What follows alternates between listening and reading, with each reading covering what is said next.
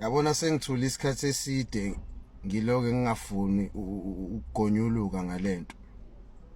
Sengibuka inqwaba yama podcast o Agenda Network ile enye engiyithandayo futhi nayo ka Scheme GP. Of which ama platforms a Grand O2 la akhona namanye ne, but lawo yiwa a major phezulu about ama offenders, ama ex offender angasekho ejele akhuluma izitori zawo zasejele. Into efike ngiphathe kabuhlungu la, majority lama ex offenders are romanticizer ijele, enza ijele kwi public or kwi society libukeke ngazathi I holiday inn. Ya understand? Mina as umuntu osebenza ejele ngizokutshela straight, musukukhohliswa abantu abake baboshwa baphuma ngaphandle ejele. Bonke labantu balimele engqondweni, balimele enhlizweni, balimele ngayo yonke indlela ongayicabanga, even physically. Abanye bangena ejele bengaguli ndawo, namhlanje banama chronic disease njengoba beyama ex offenders. Abakuvezi lokho.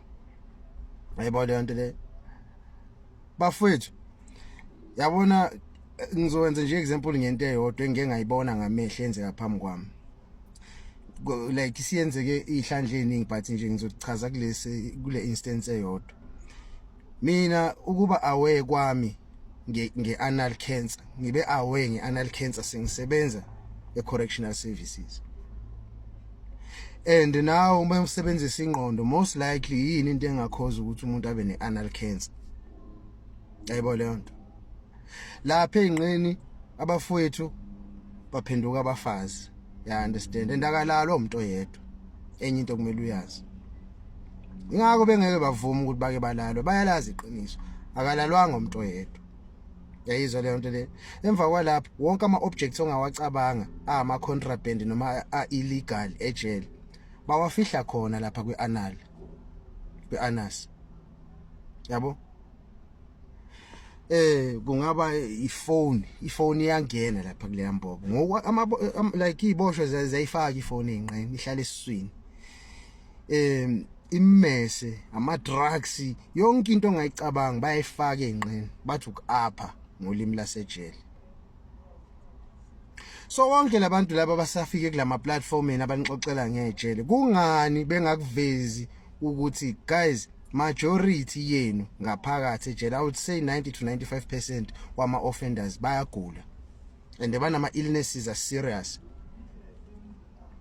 Ngikhuluma ngento engiyaziyo, ngikhuluma ngento engiyiphila almost every day, umsebenzi wami lengikhuluma ngawo. Bahanjiswa yimina noza kwethu kuma clinic nasebhedlela. Ya understand? Ayikho into ekuzothiwa mayenziwa odokotela kuthiwa siqhele. Yonke into yenziwa sikhona sibuka. Ayikho offender engangifihlela ukuthi iphethwe yini health wise because idinga mina ukuthi iyosizakala. So musani ukumisleader youth niloke romanticizer ukuba sejele guys. Akuyona kuphela indaba zomalalana ejele. Kuningi okwama factors. Ya understand? Kuningi and okungekho grand. Mangithi kuwe le ndawo yayilimaza ingqondo. Hayi kancane iyayilimaza ingqondo. Iyamlimaza nomuntu siqu sakhe. Ngiyaphinda namanje kukancane ukuthi ngane umuntu ekuthiwa utolile ejele, uphumile ejele, ophila kahle ekhanda. Ngiyakutshela iqiniso lelo. Ukuthi nikasi ibona mawukuthi mhlambe nginesibazi la. Kunezibazi ezingabonakali ngokwehlo lenyama kodwa ezingapholi futhi ezinkulu okudlula isibazi leso sibona ngamehlo. Majority ama ex offenders abantu abafaceane nezinto ezifana nalezo guys. So asiyena ukushuka khotha lento siloke senza ngazathi kwi public there's something nice or something heroic ngokuthi uboshiwe. Yini emnandi ngokuboshwa? Cause ijele livulwa ngo8 ekseni. Ngabo 2:30 to 3 liyakhiwa. Ufana nesilwane esifuyiwe. And masenikhiyeliwe senivalelwe nodwa emaseleni ngaphakathi, yila imkhuba egileka khona. Ngikhohliswa abantu, most labafethu abama ex convict abagijima beyophapha kuma podcast bezenza izinto ezazithafa ejele. Siyazi ukuthi nanidayisa ngemzimba ejele. Abanye bembini omahosha ejele. Khuluma iqiniso. abanye benu ukuze nithola indlela yokusurvive ejele benidayisa ngezinqa nimunye amanye amadoda imthondo lapho ukuze nikwazi ukuthi nibe nento ethile niyibekayo etafuleni nani nikwazi ukuhlanganela lezi zinto enizidingayo lapha nalapha.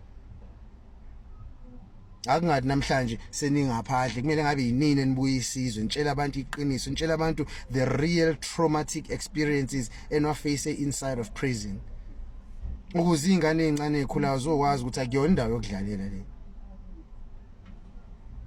Engikwaziyo yabona ama ex convicts afundile lesson ngaphakathi ejele, ngeke uwezwe gijima ekhulumana nezinombolo estradini, ngeke uwezwe futhi ehambe phapha eqhambisa ukuthi wona akaboshwa kwasho kwagcina. Awayikhulumi lezo zinto.